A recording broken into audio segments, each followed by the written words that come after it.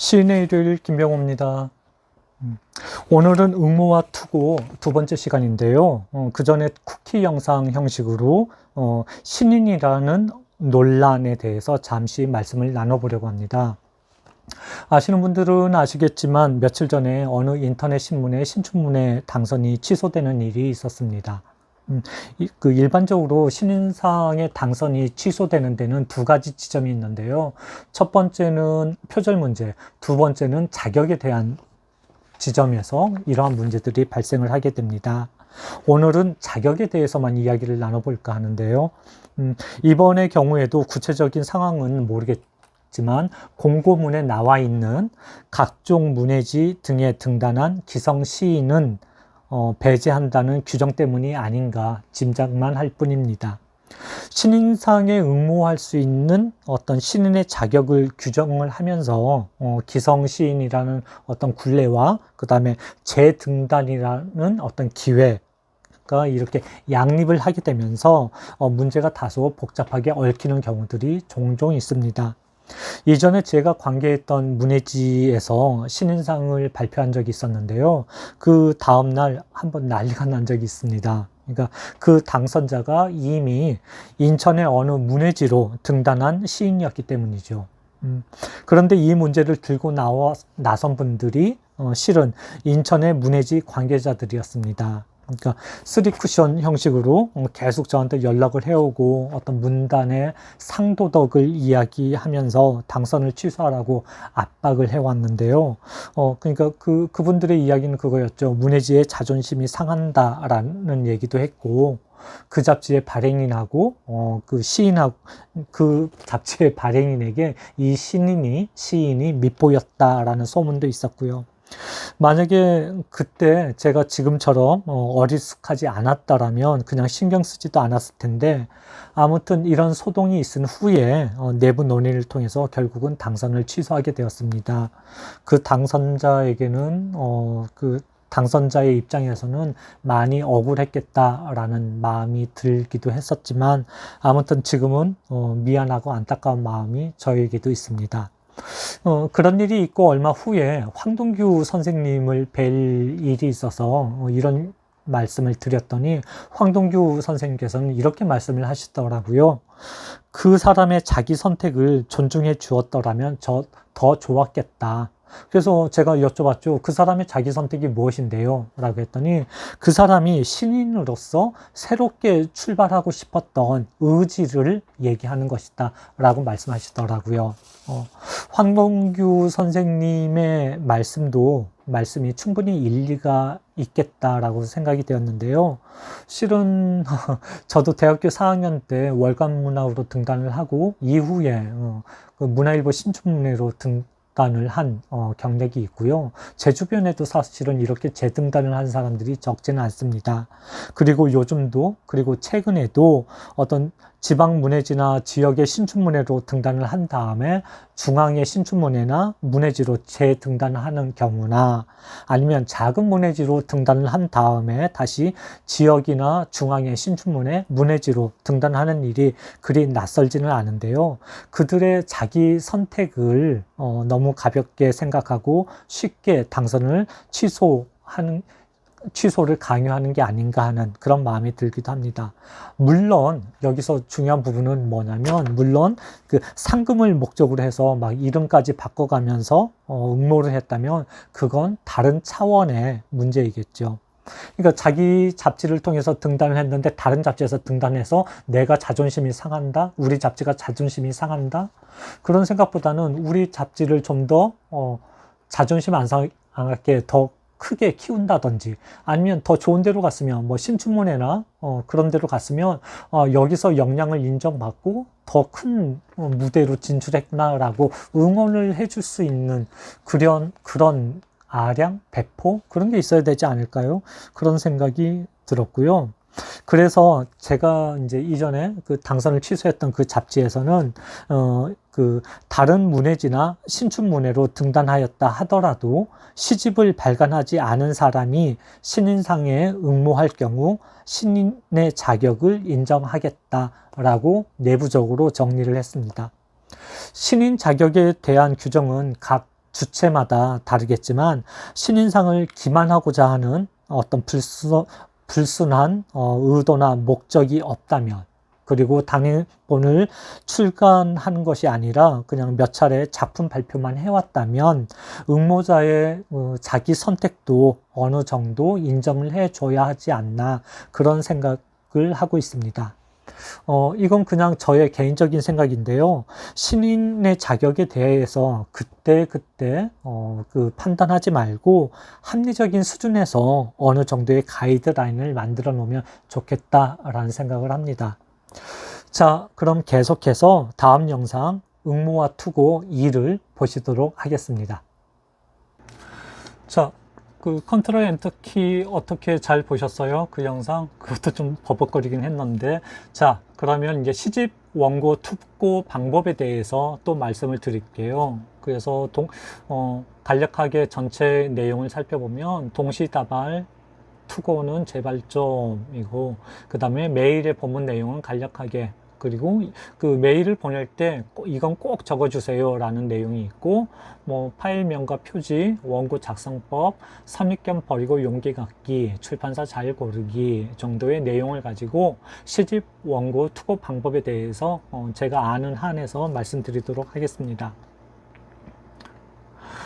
자, 그 출판사마다 원고 검토에 소요되는 기한이 있습니다. 출판사의 홈페이지나 블로그 등에 찾아가서 보면 어떤 데는 뭐 3개월이 소요된다고 하거나 한 달 이내에 그 결과를 통보해 준다라고 뭐 이렇게 안내가 있는데요. 그럼에도 불구하고 동시다발적으로 투고하시는 분들이 꽤 많습니다.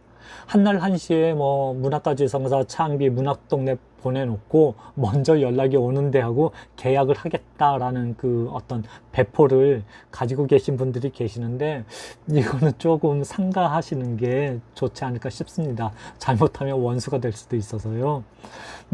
자기가 좋아하는 출판사, 나는 일지망 그 대학교 원서 쓰는 것처럼요, 일지망 뭐 이지망 해서 자기가 원하는 출판사 순위를 한번 적어 놓으시고요, 거기에 맞춰서 원고를 투고하시는 게 제일 좋을 것 같습니다.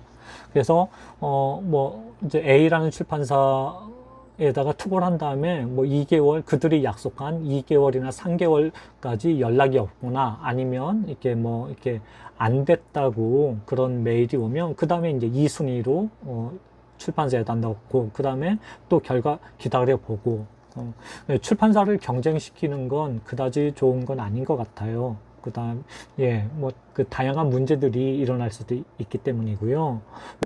자기가 그 자비 출판을 원한다 해도 현실에서 시인은, 이게 슬픈 얘기지만 출판사가 갑이고, 시인이 을이 돼요. 그래서 그런 부분도 조금 조심해야 되지 않나 싶습니다. 그리고 메일에서 받는 사람, 이 표기를 대단히 조심해 하시라는 말씀을 드리고 싶은데요. 이 이야기가 뭐냐면 아까 말씀드린 것처럼 동시다발적인 투고는 안 되는데 그럼에도 불구하고 하시는 분들이 있어요. 그리고 거기에다가 실수가 뭐냐면 아주 이따금 그 출판사 그 개별 발송을 하지 않고 그 체크하는 걸 깜빡해서 내가 보낸 출판사 이름들이 다 그 노출이 되는 경우가 있어요. 그러면 아예 여기는 우리 말고도 다른데 뭐 다른 출판사에 투고를 했구나 해서 아예 검토를 하지 않는 경우가 꽤 있습니다. 그리고 본문의 이제 내용, 내가 그 메일을 보내는데요. 어떤 분들은 아무 본문 내용 없이 그냥 뭐죠? 첨부 파일만 해서 보내는 경우가 있어요. 제목도 없이. 그럴 경우에는 되게 그 원고를 이메일로 접수하는 편집자들이 되게 당황하거든요. 무슨 내용이 있어야 되는 거잖아요. 근데 아주 시가 좋다거나 뭐 표지 안에 무슨 그 내용들이 있다 하더라도 메일의 본문은 기본적인 것, 받는 사람이 있으니까 어떤 인간적인 예의 차원에서 명기를 해주면 좋은데요. 여기서도 구구절절히 얘기할 필요는 없지만, 그 기본적인 사항들을 그 메일에다가 적어야 될 것 같습니다. 이를테면 뭐 2022년 시인의 일요일 신인상으로 등단한 김소월입니다. 시 읽는 일요일 시인선 출간을 위해 원고를 투고합니다. 연락처는 땡땡땡입니다. 감사합니다. 본문에서 이 정도 내용이면 충분하거든요. 심사위원은 기본적으로 메일을 보지 않고 편집부에서 전달되는 첨부 파일의 그 투고 원고만을 읽기 때문입니다. 그러니까 메일 본문에다가 이런저런 얘기를 굳이 쓸 필요는 없습니다. 혹은 이를테면 뭐 자신의 페이스북 친구가 5,000명이고 인스타 팔로워가 4,000명이어서 뭐 시집이 출간되면 뭐 한 잘 팔릴 거다. 그리고 시집을 출간하면 주변 사람들한테 선물을 해야 되기 때문에 뭐 1,000권 이상은 살 거다. 해설은 누구한테 뭐 부탁할 계획이다. 이런 내용들은 자비 출판이 아니라면 오히려 부정적인 영향을 끼칠 수 있으니까 잘 판단하시기를 바랍니다. 그리고 이제 더 중요한 사실이 하나 있는데요. 이거 정말 중요해요. 시집 원고를 투고하시는 분들은 꼭 보셔야 되는데, 바로 지원금 수의 사실은 미리 밝혀야 한다는 겁니다. 문화예술위원회나 어떤 그 지역의 문화재단의 지원금을 수혜받기 때문에 출간을 하는 경우에는 책을 내야 되는 그 기한이 정해져 있잖아요. 그것이 정해져 있다면 반드시 이를 출판사에다 밝혀야 된다는 거죠. 출판사는 일반적으로 1년 내지 혹은 6개월 단위의 어떤 출간 일정을 수립하고 진행하기 때문에 미리 알려줘야지 나중에 서로 불편한 일이 없습니다. 출간 일정을 타이트하게 진행하는 출판사 입장에서는 투고자의 출간 일정을 맞춰줄 수 없다면 아예 원고 검토를 안 하고 서둘러서 저희 출판사에서는 이러한 일정으로 그 책을 출간하기가 어려우니까 다른데 얼른 알아보세요 라고 안내 메일을 보낼 수 있기 때문이죠. 그래야지 서로 윈이고 그 투고자도 시간을 벌 수 있잖아요. 그런데 이제 혹시 그 몇몇 분들은 이제 이렇게 지원금의 수혜 사실을 밝히는 것이 자신한테 불이익을 당할 수 있다라고 생각을 하시는 분들이 계셔서 아무런 언급 없이 투고한 다음에 이제 출판사에서 책을 냅시다 한 다음에 투고 일정을 그러면 출간 일정을 언제까지 해달라고 때를 쓴 경우가 아니면 출판사하고 협상을 하듯이 하는 경우가 있는데요. 이거는 어떤 상호 신뢰에 대한 심각한 문제로 비화될 수 있으니까 조금 현명하게 대처를 하셔야 돼요. 그리고 이거는 자비 출판도 마찬가지입니다. 자비 출판의 출판사들도 일정들이 있어서 끼어들게 하는 게 그다지 쉽지가 않거든요.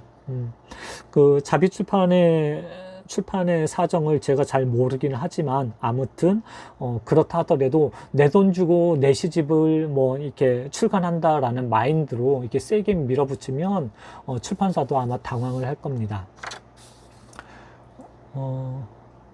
그래서 여기 한번 읽어볼까요? 이 원고는 서울특별시 서울문화재단 2024년 창작 지원집 발간 지원 사업에 선정된 원고입니다. 그래서 반드시 언제까지 출간되어야 하니 이 점을 참조해서 심사해 주시면 감사하겠습니다. 이렇게 적으면 오히려 가산점을 받을 것 같아요. 저 같으면 가산점을 주겠어요. 그리고 이제 파일명과 표지인데요. 신인상 응모 요령과 유사하지만 그 시집 원고 투고에서는 작품 편수가 반드시 필요합니다. 그래서 파일명은 앞에 그 신인상 응모 영상에서 설명드린 것처럼 시집 투고 그 다음에 뭐 이름, 뭐 김소월, 일요일 이렇게 하시면 되겠고요. 표지는 신인상하고 조금 다른데 이렇게 하시면 돼요. 시 읽는 일요일 시인선 투고 작품이라고 해서 50편, 60편 이 편수가 중요하죠. 그리고 투고자 이름, 양력을 반드시 적어주세요. 그리고 몇 년도에 어떤 매체로 등단했는지를 꼭 적어주시고요. 첫 시집이 아니라면 기존의 출간 시집의 목록과 발간 출판사를 적는 게 좋습니다. 출간 연도도 적어주시고요. 2024년, 17년 그렇게 했다. 라고. 왜냐하면 이는 그 출판사 편집자의 그 담당자의 수고를 덜어주는 일이기 때문입니다. 만약에 이번 시집을 이 출판사에서 출간하게 된다면 이 집의 그 이전에 출간 시집과 몇 년 차이인지 몇 년 만에 새로운 시집을 내는지도 고려의 조건이 되거든요. 그러니까 1년마다 한 권을 출간하는 시집과 10년 만에 다시 시집을 출간하는 경우에 출판사의 입장이 다소 다르기 때문입니다. 그리고 이거는 편집자나 심의위원에게도 참조 자료가 되는 거죠. 다만 여기에 표시한 것처럼 수상 실적을 적어야 되나 말아야 되나 망설이는 경우가 있는데요. 다소 애매한 그 상의 수상 실적은 굳이 적지 않아도 됩니다. 그러니까 편집자나 그 심사위원들이 보기에 수상 실적을 통해서 투고자가 어떤 물에서 노는 사람인지를 노는 사람이라는 게 조금 이렇게 그냥 이해해서 들으시면 좋겠는데요. 그 어떤 바다 그거를 알 수 있기 때문에 그게 도움이 될지 안 될지를 투고자가 잘 판단하셔야 됩니다. 그러니까 우리가 공인할 수 있는 큰 대회에 아니면 큰 상 같은 경우는 정확히 적시하는 게 좋겠지만 막 조금 처음 들어보는 상이거나 아니면 그들만의 뭐 이렇게 아는 사람들끼리만 주는 상 그런 거 있잖아요. 그거를 나는 이런 상 받은 사람입니다 라고 굳이 내세울 경우에 혹시나 마이너스의 요인으로 작용할 수 있는 부분들은 냉정하게 처리를 적지 않는 것이 훨씬 더 좋을 것 같고요. 여기 또 그러니까 그 이메일 주소 어차피 이거는 그 프린트해서 이렇게 가거나 아니면 첨부 파일의 형식으로 가기 때문에 연락처와 이메일 주소도 마지막에 적어 주시는 것이 좋습니다. 그리고 또 볼까요? 원고 이제 작성법인데요. 목차와 가편집은 불필요합니다. 그 시집의 원고를 보내는 거잖아요. 그래서 아까 편수만 정확하게 적어주면 됐고요. 근데 그 목차는 어떤 그 출판사의 의도나 아니면 페이지를 펼침면으로 구성을 하면서 목차는 항상 바뀔 수 있기 때문에 굳이 목차를 내가 수고스럽게 정리를 할 필요는 없습니다. 꼭 하지 말라는 건 아닌데 안 하는 게 좋겠다라는 것이고요. 그리고 또 뭐가 있나? 굳이 아까 말씀드렸던 것처럼 굳이 그 종이의 크기를 시집 사이즈에다가 맞출 필요는 없습니다. 출판사마다 시집의 판형 크기가 다르잖아요. 그렇기 때문에 그 시집 사이즈에다가 시를 옮겨서 제안해서 그 원고를 보내는 것은 대단히 무의미하고요. 오히려 그 심사위원들이 가독성이 낮아져서 읽기가 어려울 수도 있습니다. 그러니까 심사위원들이 편하게 읽을 수 있도록 하는 게 효율적이어서 신인상 그때와 응모할 때와 마찬가지로 11포인트에 한 180 정도 그 정도가 제일 좋은 것 같아요. 시원고는. 물론 이제 의도하는 시의 형식에 따라서 문단을 아까 말씀드린 것처럼 중앙 정렬이나 오른쪽 정렬 이런 식으로 사용을 해도 무방하고요. 그리고 신인상 응모에서 말씀드렸던 것처럼 그 컨트롤 플러스 엔터키 이거 활용 잘 하시면 더 좋은 원고 보내실 수 있을 것 같습니다. 그리고 선입견을 버리지 말고 용기를 가지시라 라는 말씀을 드리고 싶은데요. 우리가 그 대형 출판사라고 생각하는 곳에서 출간되는 원고를 보면 가끔 의아할 때가 있습니다. 저는 있습니다. 여러분들도 같은 생각이실지 모르겠는데 등단한 어떤 신인의 시집이 출간되는 건 별일도 아니고 이전에 이름을 들어보지 못한 어떤 낯선 이름의 중견 시인의 시인을 볼 때가 있는데요. 이럴 경우 우리는 그 시집을 읽어보지도 않았으면서 그 시인의 어떤 경력이나 연구를 통해서 출판사와의 어떤 인연, 연줄, 백을 찾으려고 노력을 하죠. 그래서 추리를 더하는 경우가 있는데요. 물론 어떤 그 시인과 출판사와의 어떤 연줄을 통해서 시집이 출간되는 경우도 있지만 의외로 담백하게 그냥 원고를 투고했는데 그게 출간되는 경우도 적지 않게 있습니다. 적지 않게. 적기는 해도 있습니다. 그래서 미리 겁먹을 필요는 절대 없다라는 거죠. 그래서 자기 수준과 상황에 맞는 출판사를 선택할 필요는 있지만, 자기 작품에 자신이 있다면 연출 없어도 이렇게 대형 출판사에 과감하게 투고를 해보시라고 권해드리고 싶습니다. 그리고 가끔 저도 이제 신인상 응모 같은 경우는 한 20년 했고, 시집오 원고는 10년 이상을 이렇게 검토를 했잖아요. 그래서 저도 시집오 원고를 심사를 하면서 한 서너 시간 만에 이렇게, 이 시집은, 출간을 해야겠다라고 결정하는 원고도 있어요. 그리고 또 어떤 경우는 시집을 출간한 지 6, 7년이 지났는데 얼굴 한번 못 보고 그냥 전화 통화만 한번 한 시인들도 있으니까요. 꼭 어느 출판사에서 시집을 출간한다는 게 어떤 빽이나 인연만으로, 혹은 작품성도 전제가 되겠지만, 그러한 비작품적 요소만으로 이렇게 좌지우지 되는 게 아니니까요. 반드시 용기를 가지시길 바랍니다. 막말로 작품만 좋으면 뭐가 문제겠습니까? 그리고 또 하나, 출판사를 잘 고르시길 바란다라는 말씀을 드리는데요. 동종업계에 종사하고 있기 때문에 이런 말씀 드리는 게 되게 조심스럽긴 하지만, 그러니까 자비출판을 전문으로 하는 시인선에서 시집을 출간하면 그 다음에 다른 좀 더 수준 높은 출판사로 점프하기가 쉽지는 않습니다. 왜 그러면 괜한 오해를 받을 수도 있기 때문이죠. 그리고 일부 출판사의 경우 내가 아까 말씀드렸던 문화재단이나 어디서 지원금을 받으면 그 전액을 책으로 사라, 혹은 일정 비율 금액만큼 책으로 가져가라라고 강제하는 경우가 있는데, 그럴 경우는 조금 더 심각하게 생각을 해보셔야 된다는 거죠. 남의 일이라 쉽게 제가 얘기를 한다라고 생각하실 수도 있겠지만, 이거는 그냥 우리 모두가 알고 있는 상식선에서, 그 선에서 선을 넘는다 싶으면 다시 한번 생각을 해보시는 게 좋을 것 같습니다.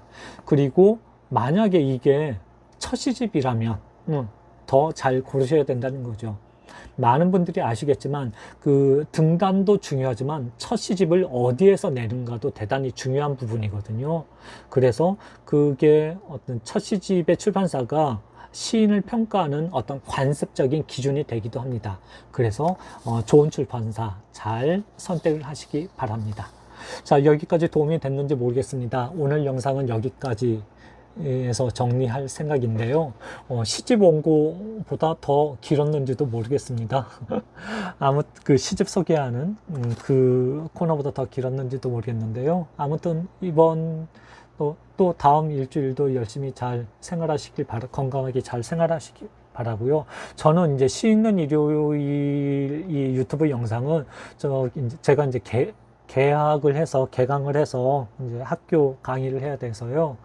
1년 동안의 방학이 끝났기 때문에 이제 2주 간격으로 영상을 찍어서 올릴 예정입니다.